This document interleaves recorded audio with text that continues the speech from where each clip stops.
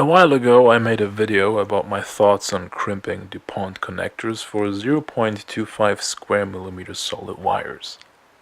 The tool I used at the time was the SN-48B. It worked well, all was fine, and then this happened. Same diameter, same color, it just wouldn't fit into the housing no matter what I did. Here's a clip of me trying to get it in.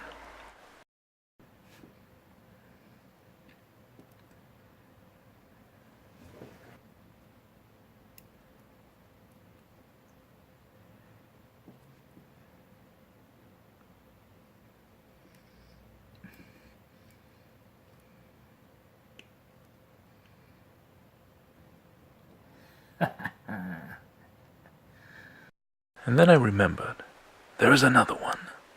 So I figured before I hang myself on a 0.25 square millimeter stranded wire, I'd give it a try. And here it is, the SN-28B. Weirdly enough, it's even bigger than the other one. And look at this, 0.25. Can you see that? Check this out.